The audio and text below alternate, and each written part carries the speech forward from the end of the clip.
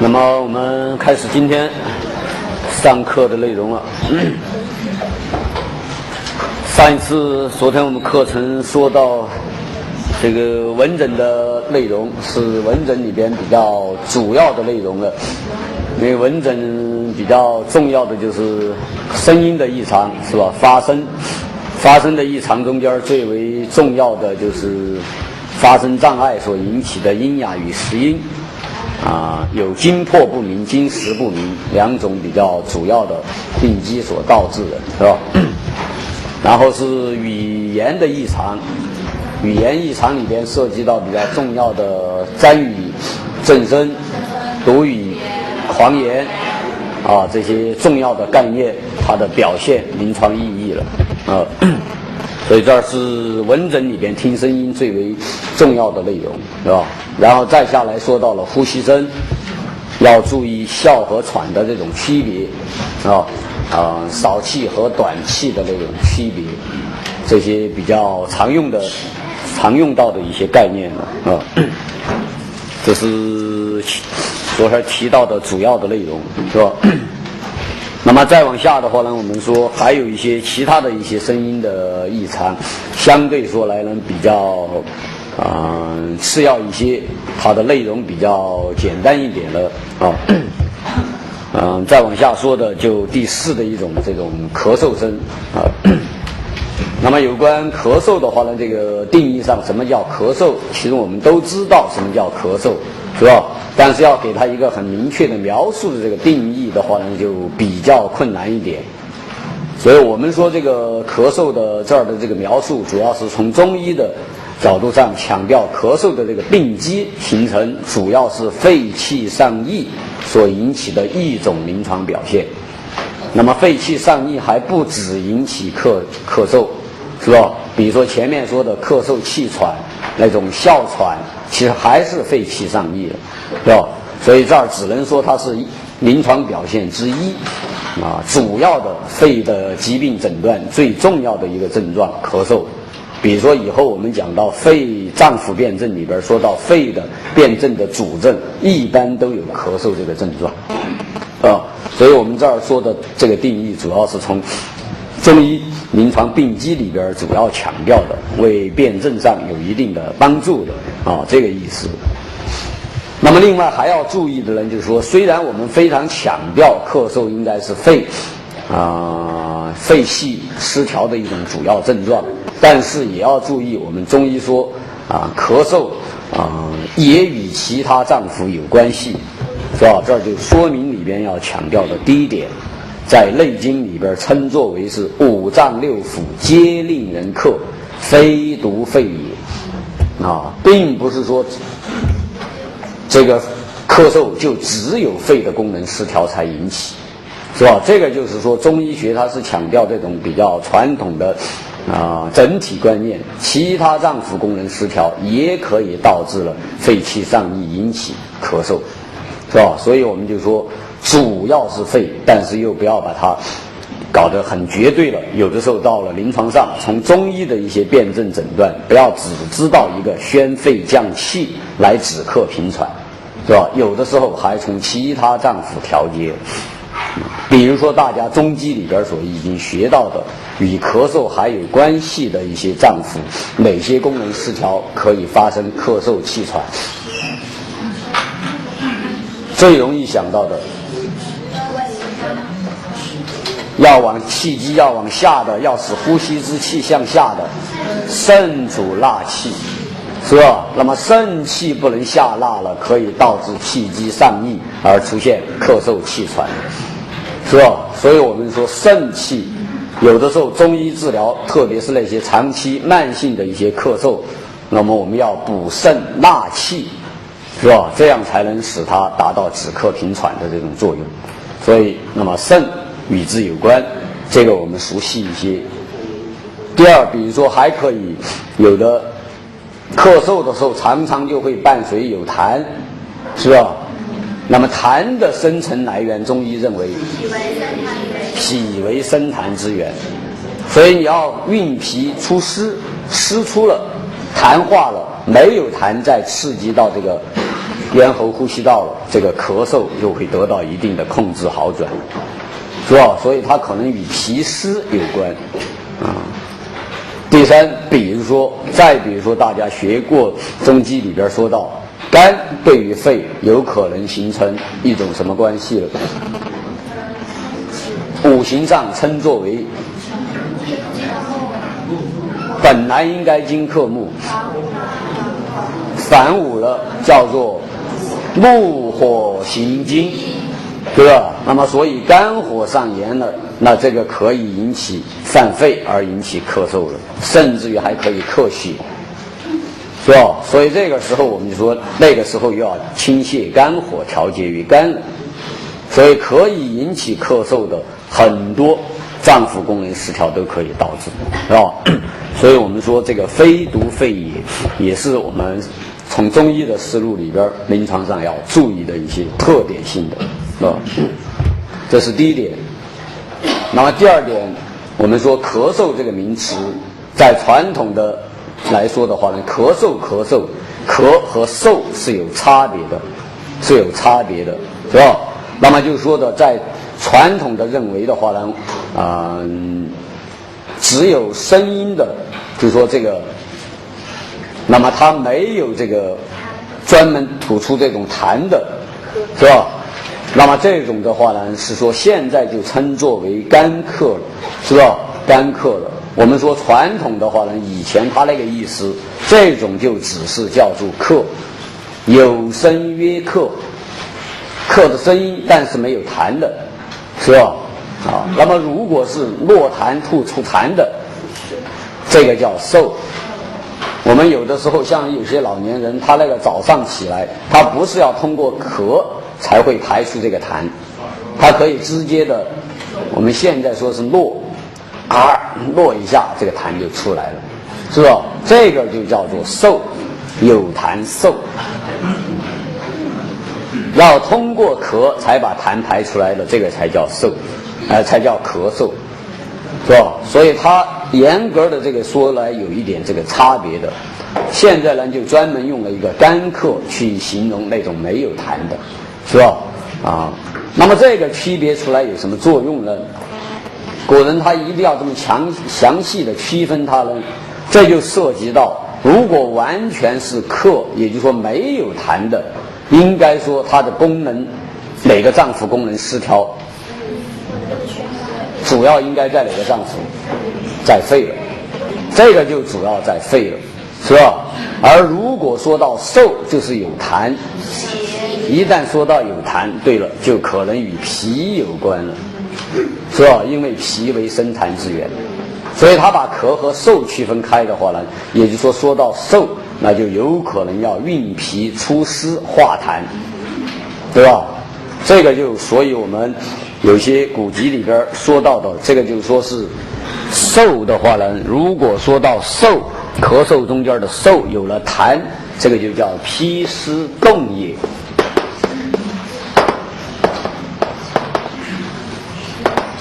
脾运化水湿的这个功能失调了，湿不能运化，聚集起来才形成痰，脾湿动也。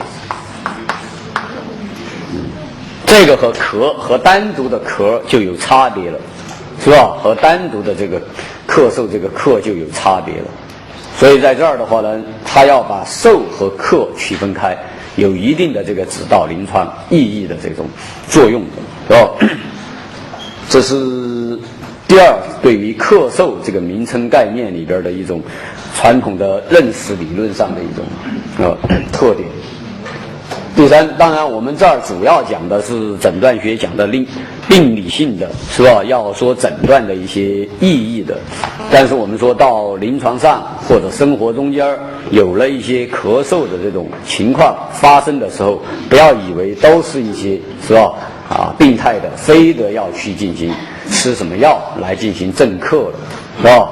因为这个咳嗽本身它是一个我们人体清出呼吸道异物的一种反射，有的时候它是一种好的保护性的一种，是吧？作用，能够清出呼吸道的这么一些异物了。所以这个时候不要说一见到咳嗽非得要用一些什么止咳的这么是吧？这些特别是一些正克的一些药物来治疗的啊，毕竟还是要一些比较剧烈的、持续不断的，是吧？这种出现的一些咳嗽了，才做病理性的一些讨论，来进行诊断、辩证、治疗啊。所以大概在咳嗽的概念里边，注意这么几点啊，这么几点。这是第一个关于它的概念上。当然具体我们诊断学主要还说临床病理方面出现的一些咳嗽的表现，怎么去进行一些诊断辨证啊。当然作为病理性的咳嗽发生了之后，对于它的这种要诊断辨证里边，我们现在这个位置上实际上是讲的是闻诊啊，对咳嗽的一些判断。那么也就是说，主要是从闻诊来说，主要是说听声音，是吧？所以应该说，从闻诊的角度，要听声音来判断这个咳嗽所提到的一些属于病理反应的一些情况呢，相对说来还是比较笼统一点啊，比较简单的一些。因为我们说咳嗽在发生的时候，可能在临床上要诊断的时候，要很密切的结合我们前面在望诊里边说到的一条，就是望痰那个地方的，是吧？要特别重要的。咳嗽绝大部分伴随有痰，或者说没有痰，是干咳的、少痰、痰少粘稠的，是吧？前面说到，那就是湿痰、风痰、热痰、燥痰、寒痰，这些对于判断咳嗽属于寒热虚实的比较重要的，是吧？这个是要结合的。现在只讲以咳嗽声音为主的一些判断呢，大概这么几条比较典型一点的啊。那么第一、第二说的还是我们一般闻诊的基本道理。不管是哪种声音发出，只要高亢有力的，一般应该是实症的范围，是吧？声音低弱的该是虚症，那咳嗽也没有超出这个范围，那么一般说来是这个这是第一、第二的比较笼统一般的特点性的距离特殊性的一些咳嗽的声音，稍微有特异性的几条的话呢，第三的一个说我们说的这种沉重重浊紧闷咳嗽，也就是说带有这种痰的这种声音的，是吧？咳出来好像这个声比较沉闷，像一个在室内这种声音发出的这一类的话呢，就说它是有痰湿，或者我们生活中间大家有时候发生咳嗽都能听出来，这种有痰的一种声音比较相对低沉一点，是吧？低沉一点的，这叫重浊这个声音特点。而如果说前面我们说的从痰来说是燥痰粘稠到那个痰很少了，对吧？很少了，那么很少的话呢，在咳嗽的声音方面也就觉得比较清脆响亮，没有痰的声音了，干咳那种声音了，是吧？所以呢，也就是说一般说来比较清脆痰少的那种声音了，那这个呢一般我们就说从咳嗽那个就是燥引起的咳嗽了，是吧？痰来说那个叫燥痰所以呢一般这个也比较容易理解，生活中间也容易碰到的干咳的那一类，相对声音比较清脆一点，是吧？第三、第四的一个有特点一点，再有两个的话呢，就是完全是以咳嗽为主的两种专门的疾病的。要说最有特异性的呢，可能是这两个术语了顿咳的，它是所谓的咳嗽要终止，咳嗽完了有一个这个叫声，怒嘶是一个水鸟的，是吧？有些书籍写的是做水鸡声鸡鸣的话呢，不是，实际上那个鸡鸣不应该是我们家养的那个鸡的家养的那个鸡你怎么叫咳嗽咳到公鸡打铃那个叫声？不可能。母鸡下蛋那个咯咯咯的声音也不可能，是吧？也不可能。他说的那个鸡的话呢，是以前说的那个水鸡，水鸡就说要农村里边知道那个栽秧的时候，秧田里边那个哎，就说那个东西，那个声音叫起来是怎么样？我比较尖的这么一种声音的，是吧？哎，是这个声音。所以它实际上这个叫声是个什么意思呢？好，安静，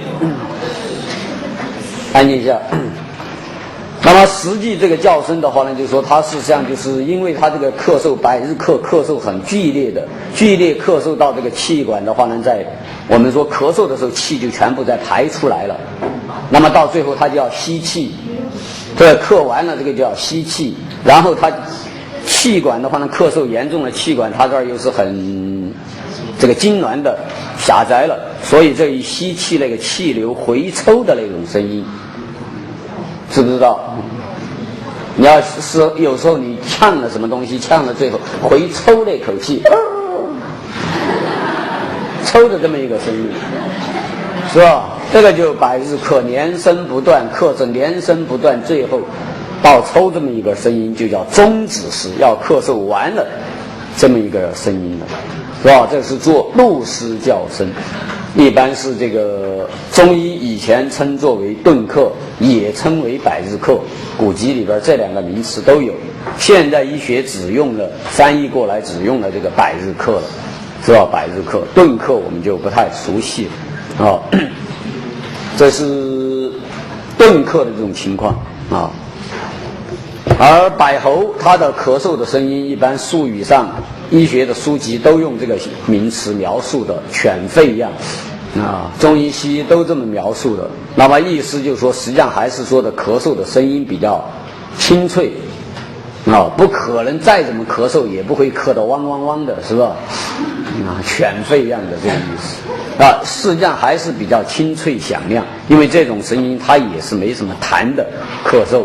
你看它在病机里边的话呢，教材有提到，是吧？那么它是一种阴虚的肺肾阴虚，阴虚就是什么？阴虚了，阴经不能滋润，不能滋润就变得比较什么？干燥。阴虚的就是内燥了，就是内燥，所以干燥的少痰，咳嗽声音也是清脆响亮的，是吧？清脆响亮，用的术语就说的是犬吠样啊，这两个术语，露丝叫声或者是水鸡的啊鸡鸣回声啊，就这么两种，是一个非常有特点用的两个名词了啊。其他的一些我们说这种咳嗽的声音方面要说的一些特点方面，是吧？啊，单纯只从声音来说，要鉴别诊断咳嗽的一些啊寒热了这些，还不是啊非常典型的了啊。那么大致上一般还要经过前面我们说的像痰的一些情况，黄痰还是白痰，粘稠还是清晰，是吧？其他的一些伴随症状来诊断它，才比较准确一点啊。这是咳嗽里边大致上我们说，所以就下面这些闻诊的内容相对简单一点啊。那么咳嗽就说到这么一些稍微特殊一点的一些内容啊。这是第4的一个。教材上第5的那个心音，我们说也是指的是用听诊器来听心脏波动的一些声音，这也是现代医学西医诊断学要听诊的一些范围了啊。这个以后也是在西诊里边再和大家讨论的啊，这个我们也不再要求了。那么再往下说的教材说的胃肠的一些声音，说到胃的就有呕吐声。那么我们再看看这个呕吐声。呕吐除了呕吐食物而外，是吧？有的时候会伴随一些声音的发出，是吧？才出现这个呕吐，所以它作为闻诊里边我们啊来讨论一下。那么首先也说呕吐这个概念了，我们也是熟悉的，说了呕吐这种表现，一般容易想到说的是呕的时候这个食物从口腔的一种啊吐出了，是吧？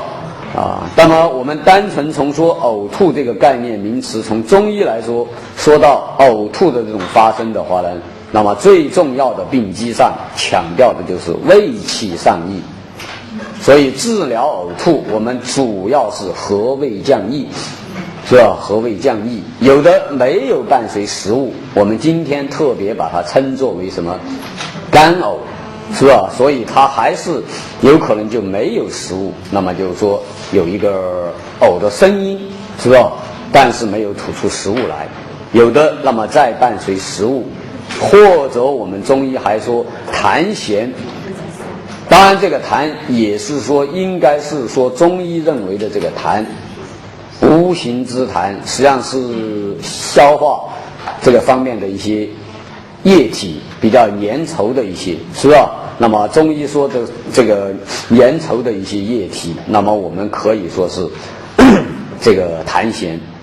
现代医学临床上说的痰，只说是呼吸道、肺呼吸道的一些分泌物才能是痰，是吧？所以这个人要注意，我们说呕吐痰涎，中医认为有痰涎停滞于胃肠，停滞于胃肠的一些，上面可以呕吐，下面可以出现肠鸣，是吧？这些都可能是我们说的一些 O 型之痰的范围，是吧？所以痰涎这种食物，我们也可以说是，痰涎和其他的一些食物都可能是呕吐物中间的一些。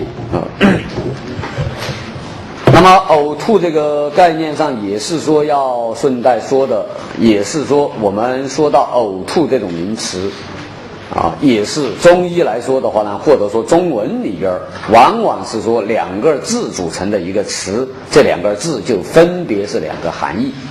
分开来看的，是吧？呕吐也是这样说，要有声音又伴随食物吐出的，那就全部叫这个呕了，是吧？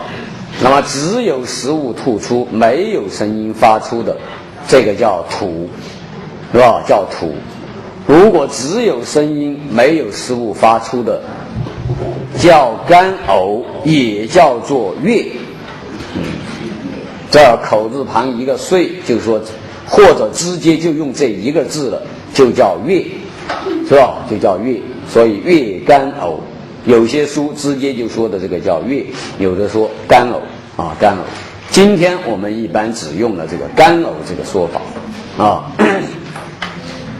所以呕吐的这个差别呕吐这个名词上一种差别所提到的教材上提到呕吐有这个差别的地方，曾经的名词来源是这样的我们就用一中经界的这个口诀就容易记忆一点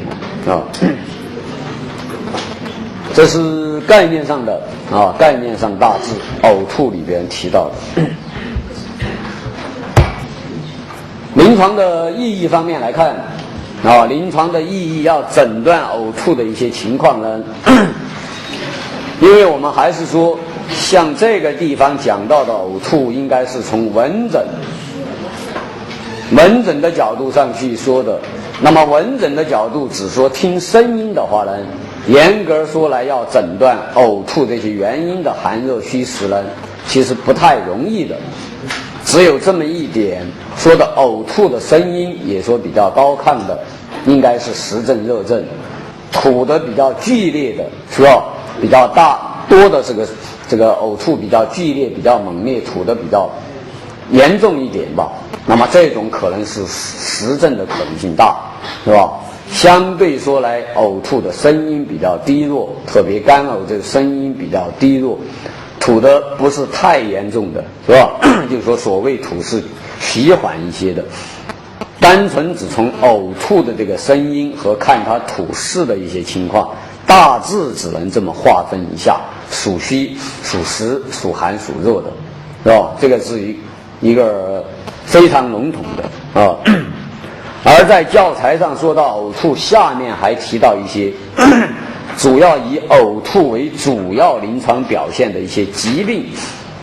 那么这些要诊断它，往往实际上是要看它的其他的一些伴随症状了，看吐的其他的一些伴随症状才能做出判断，或者是呕吐的其他的一些什么特点严格说来都不是通过闻诊的声音怎么去判断它，是吧？所以这几条呢，稍微作为呕吐的主病里边比较特别的注意的几条啊。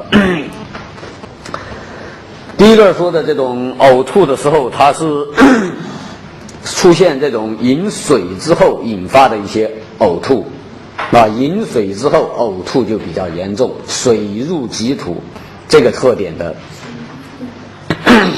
特别是呕吐一些痰涎的。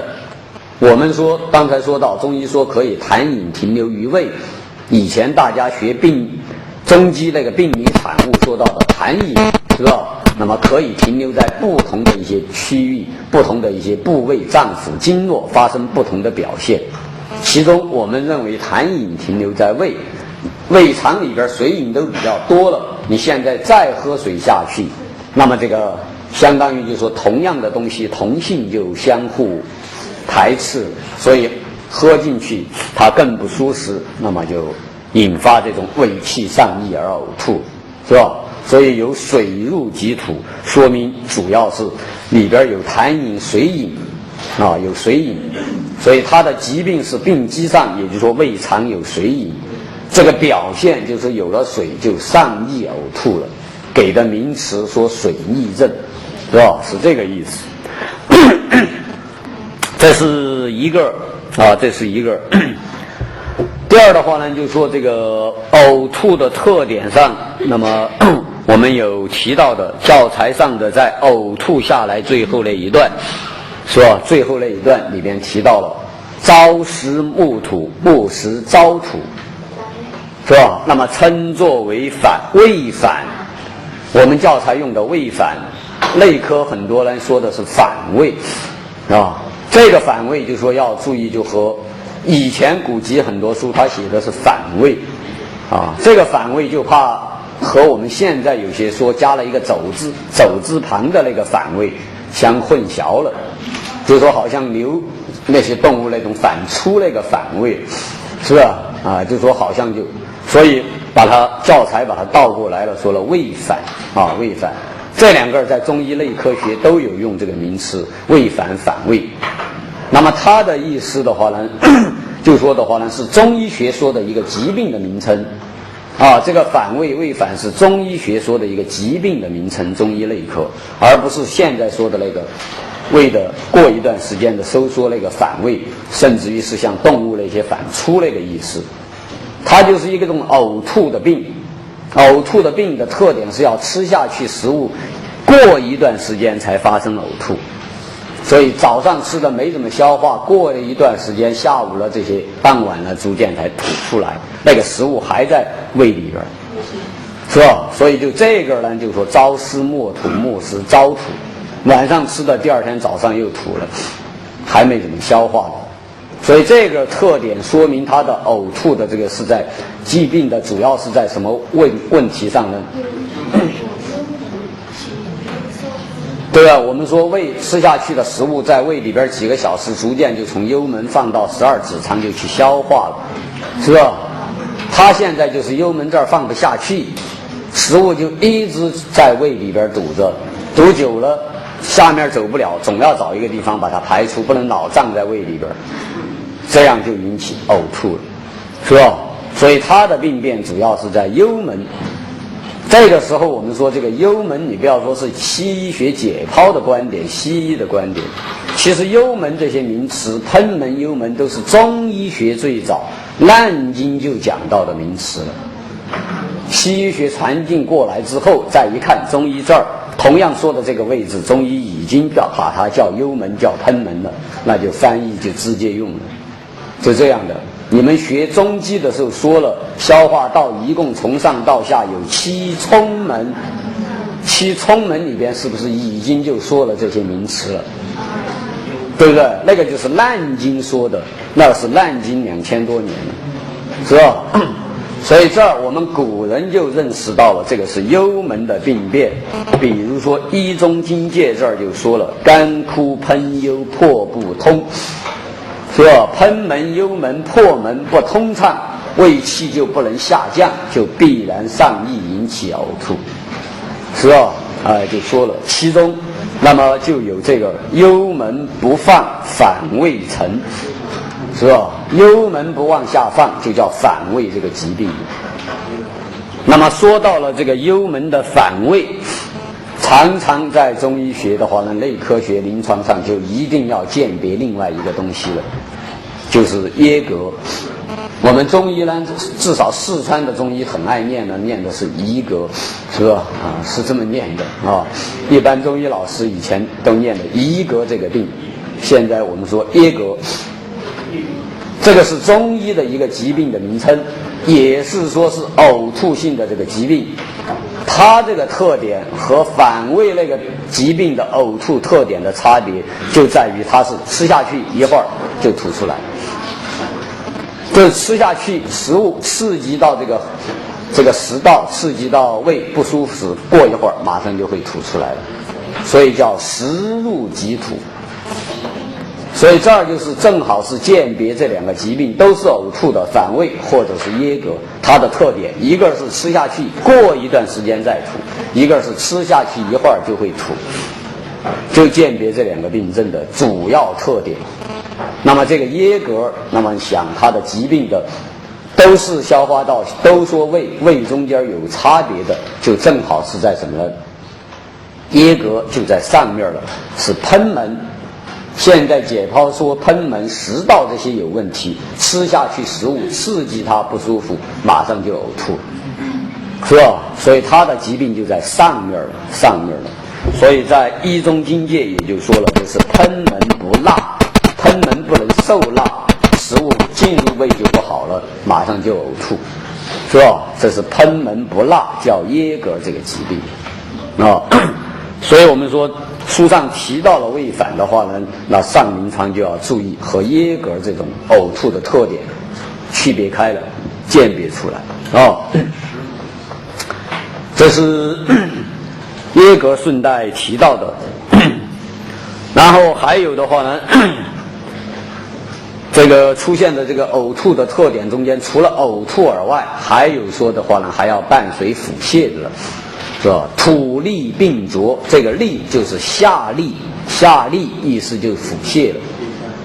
上面有呕吐，下面有腹泻，腹泻的物质就像淘米水这样的浑浊的，叫米干一样的啊，就说比较浑浊的。这个呢说这个霍乱这个病，那么用中医西医都用了这个疾病的名称了，是吧？现在呢是专门说是有一种引起霍乱的这种腐菌这个弧菌所引起的，是吧？那么古人呢，我们古人还不太清楚这种致病菌的情况下，他就主要看着这个表现，吐利并作，下利的特点是比较浑浊的这种，是吧？所以像这一类的呢，我们就说实际上在呕吐上面，从呕吐的本身，或者说要闻诊听出呕吐什么声音去诊断它呢，其实是很少的，是吧？很次要的。应该说要诊断呕吐的一些疾病，往往是要看它呕吐的一些特点和它呕吐物伴随的一些症状。教材上举了一些例，那我们顺带提到几条比较特点性的。当然上临床以后，大家学内科学还要专门讲呕吐这个疾病，还有很多寒热虚实的一些，是吧？症型可以引起的那个才不是说呕吐只有这几种情况只是举例比较特点性的就行了这是呕吐，我们一般的掌握呢，现在知道一些这个胃气上逆所引起的这个情况就行了。这是第5的一个呕吐。再往下教材再往下2个恶逆与嗳气这2种情况的话呢，有比较相似的地方了。它们2种的话呢，都是一种，如果从中医来说，要说它引起的最根本的病机，也都是胃气上逆，是吧？也都是这个胃气上逆才发生这个气从咽喉出来而形成一定的声音。那么这2个有什么差别呢？恶逆和嗳气有什么差别？那么我们说恶逆的话呢，说的胃气上逆的时候，说它形容它是声音比较短，短促、清脆、急迫的，连声不断的，这个就比较相当于我们平时感觉的什么打嗝。这个打嗝也有一点界定不是非常清楚的。这个打嗝说的是什么啊？要连声不断的那个打嗝，接着这个抽的，这个才叫恶逆。我们有的时候还说一个打嗝，特别是四川说这个嗝是什么？吃饱了之后的那个不叫恶逆了，那个就叫什么？爱气。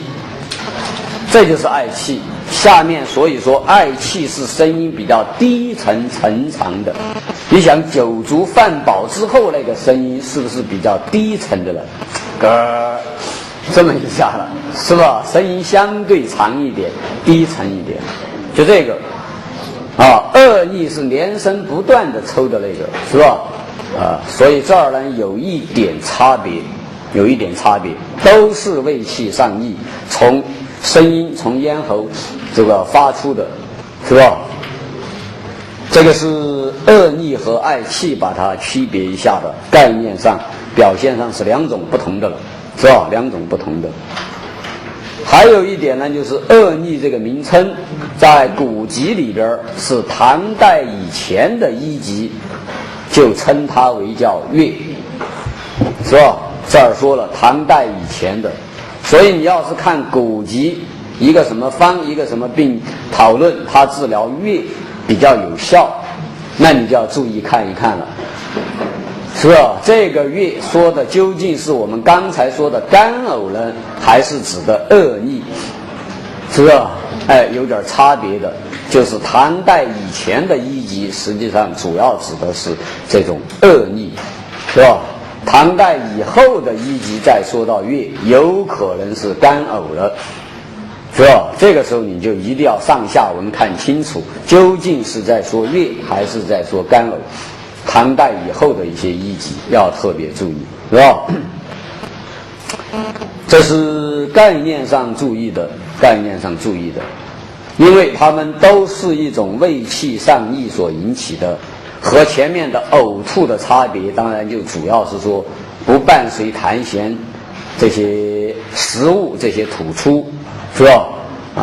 那么当然如果是干呕的，就完全没有那个食物痰涎这些呕吐的时候，干呕和恶逆爱气就更要注意鉴别了，是吧？都是胃气上逆发出的声音，所以这是一般恶逆爱气的这个概念上注意的一些问题。它的临床意义方面来说，两者有比较接近的只是表现形式稍有不同。临床意义方面就比较接近的，我们就合在一块儿看看它们相同的一些常用的、比较常用的一些辩证常见一点的现象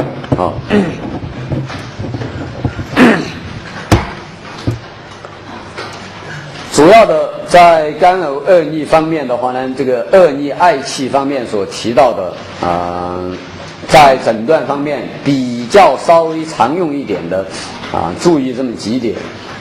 一个是首先还是说讲的是闻诊，那么闻诊就是听声音，听声音的诊断最主要的原则还是这一条，是吧？那么恶逆和爱气一样的，如果恶逆爱气的声音比较响亮清脆明亮高亢，一般说来应该是实症热症，是吧？与它相反的低弱的呕吐干呕恶逆爱气这些声音低弱一点的，一般说来应该是虚症寒症的可能。所以这一条是符合一般闻诊的最基本的，是吧？最基本的道理这是一点大致的，不管你是恶逆还是爱气，一般都符合的基本原则第二，那么恶逆和爱气的诊断可以看的就是看它在出现的疾病的病程的一个长短，新病和旧病的这个久病之间的这种关系上，临床意义有所不同一般说来新病的是吧，就这么突然出现的这么一些恶逆爱气不断的人，那么绝大部分应该说是吧，外感邪气犯胃。比如说我们有的时候刚吃了饭，一出去吹一下冷风，一会儿恶逆爱气就比较明显一些了，是吧？特别是恶就可以一会儿频频不断的。所以他这种那一般可能想到就应该是临时受一些外感邪气引发这个胃食合降，是吧？所以一般说来是外邪的可能性大了啊，这是一个。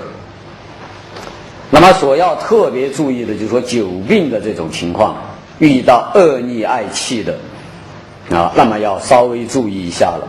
因为恶逆爱气说的主要是胃气上逆，胃气上逆容易想到的就是胃气好像多余了，上逆了，是吧？治疗上就要怎么样？降下去，镇住，不要让它上逆，对不对？那么这种镇住降逆的有些药，我们有些这个何谓降逆的有些药的话呢，就是重症降逆的，比如说就是石头金属类的中药了，带者石，我们说可以降逆止呕止恶逆的，这些是石一类的药物。而遇到久病的病人，一般说来久病就多虚了，是吧？已经胃气比较虚弱，你还用这些比较重症金石类的一些药，肯定就不太好了，是吧？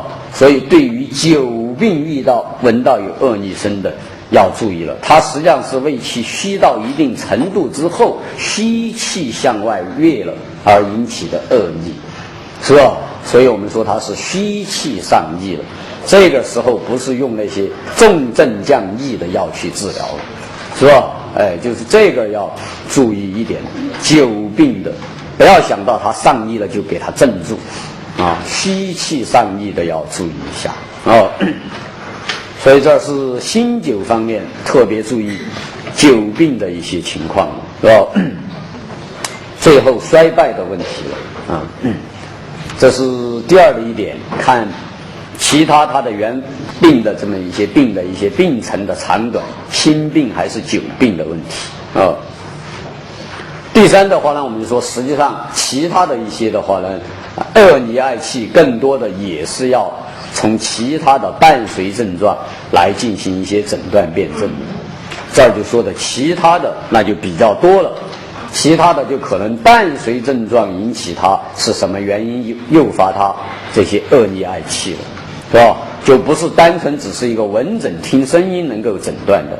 那么其他的我们这儿举例而言比较常见的比较多见一点，比如说要用到下面紧接着马上要讲到的那个嗅气味了。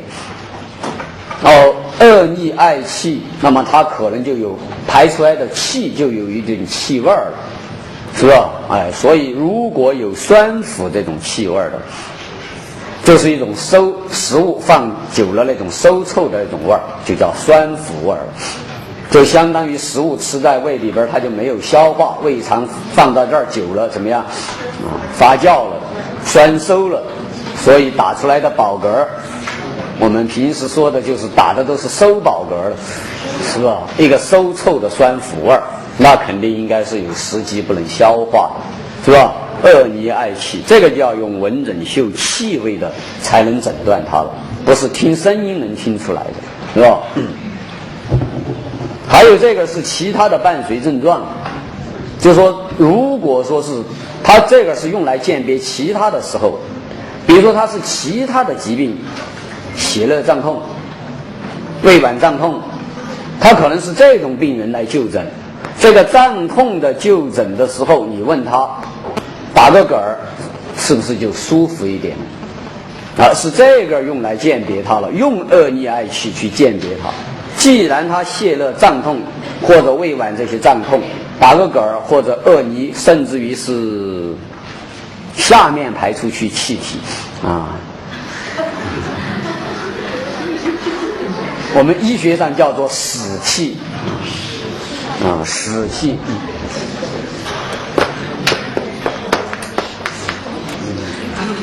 是吧？那么这些方式，所以我们就总体叫做得气则舒，是吧？只要得到一种气机排除的方式，它的胀满疼痛就可能缓解的，那就说明它那个胀满疼痛是由气滞引起的。他这个就是用这些恶逆嗳气来鉴别诊断其他的一些疾病诊断的一个依据了，是吧？因为气机在这儿阻着，不通则痛了。现在再一排出这个气，气就舒畅一点，一舒畅，疼痛就缓解了，是吧？所以这个总体上说叫得气则舒。现在我们这儿讲恶逆嗳气，就说是得嗳气则舒服一点，是吧？这个呢，就是说它不是恶逆嗳气本身的病变，是用它来鉴别作为一些，像这些是临床比较常用。后面我们讲到肝气郁结症，常常就要讲怎么鉴别它的肝气郁结症，诊断要点就可能有这么一种得气则舒，就比较好了，是吧？比较好。所以这一类的，那么引起的是呕吐干呕恶逆，那就只能说是肝气郁结之后影响到胃气上逆，是吧？说一个肝气犯。所以像这种在恶逆嗳气方面比较常用的一些提这么几条看一看，示例一下相应的我们说这些恶逆嗳气要引起的其他的一些具体原因教材上还说了一些，以后大家学其他的那种学科的时候，内科学这些还会提到一些主要的病所以这些我们都简单的看一看就行了。教材上在胃肠的声音还有一个肠鸣的话呢，我们说这个就比较简单一点就一般以前只用耳朵去听到的话呢，只有那种痰饮停留在胃的肠鸣声。更多的一些教材提到的一些呢，也是都是说现代医学借助听诊器所听到的一些肠鸣声，是吧？这个所以我们就不再特别的说到这个肠鸣的这是闻诊的第一大部分，关于听声音的一些内容所以我们说最主要的还是听语声，是吧？和呼吸声内容多一点，再往下的这些咳嗽、嗳气、呕吐、恶逆，这些就次要一点，是吧？简单看一看。第二的一节关于闻诊里边第二的一节说到的嗅气味那么嗅气味的内容那么说的是病人是吧身体发出的或者是他排除的一些物质，是吧？呕吐物了、大小便了，这些有一些气味通过嗅闻来进行一种诊断的，是吧？诊断的。那么这些嗅气味的具体气味可能注意的就是教材上提到的气味里边有发出的这么一些气味里边所提到的一些名词，是吧？其中所说的口气、汗气这些我们都能够清楚了，是吧？知道了分泌物、排泄物的痰涎、大小便这些知道了。还有提到所谓经带恶露那么经带可能也应该比较容易了，是吧？知道经，那么经血、月经排出的月经血有时候有些气味的，是吧？带指的是带下女性这种阴道内的一种分泌物，是吧？正常情况下它应该是有一些入润的作用，分泌太多了有的也可以还有一些气味的改变了，那这样可以通过闻诊嗅气味来诊断它。这个带那么指的是带下白带，是吧？这种情况。而恶露指的是生产之后的生产之后也就是说阴道内所继续排出的一些这种血液了，还有一些血块了，其他的一些物质在刚生产以后是正常应该有的，只能说它如果说是时间很长都持续不断淋漓不尽那这个人就是病态方面的，称作为叫恶露了。现在说是一些没有完全排出的一些胎盘的一些附属的一些物质，是吧？再一直这么排下来，那么这一类的说恶露啊，恶露。所以嗅气味的内容里边要说涉及到的一些病变，是吧？涉及到的一些病变的一些名称呢，还比较多的一些。当然以后像经带恶露的一些情况呢，妇产科会专门还会讲妇科学，这些还会提到的，是吧？提到的。这是概念上来说嗅气味的大概的这么一些概念上的这么一些问题那么具体的内容上，我们现在的教材呢说的是分了这么一个病体的气味和病实的气味两大部分，是吧？那么我们说实际上在临床上病体病实的气味还是病人发出的，所以也没有必要作为病体病实两部分来考虑。不管是哪里发出的，还有就是病体的气味中间有些是口气，有些大小便汗气，说了很多，是吧？但是我们说不管它是哪一种发出的气味，它只要是发出的气味上是同样的一种气味，它的那个诊断价值是基本是一致的。这个就是说我们有一个共同的特点，比如说口气比较酸臭酸腐，刚才说那可能恶逆嗳气的口气比较酸腐是什么？饮食疾之。那么大便泻下屎气，大便泻下有酸腐酸臭的气味，是不是还是应该是食疾引起的？是吧？所以呢，我们就说这个嗅气味的话呢，首先抓住这些共同的特点，把共同的特点把握了就行了，不用一条一条的去看口气还是汗气还是大小便还是经带。一般说来，我们嗅气味临床的诊断意义都是这些比较常用的，主要这几条了。比较常用的共同的特点是，一般只要是那个气味比较臭秽的，用的臭秽这个术语，臭秽就是比较恶臭的，臭的气味比较大的那种，比较恶臭的，像什么东西郁恶久了那种恶臭味，是吧？这个叫臭秽的，一般说来是湿症热症的，湿热症，所以这个知道就行了。那么比如说小便臭秽，那这个热在哪里？那就是膀胱湿热，是吧？膀胱的热。大便泻下物很臭秽，大肠的热症，大肠湿热，是吧？经常我们说口臭，口气很臭，臭秽，那怎么样？胃热盛，是吧？所以我们就不管它是口气还是大小便还是什么，带下很臭秽，带下往下排的下焦湿热，是吧？带下。因为肾一般说来是肾主生殖的，肾里边一般不说实症，是吧？一般一说肾就是肾阴虚、肾阳虚，所以他就换了一个名词，下焦湿热，湿热下注，是吧？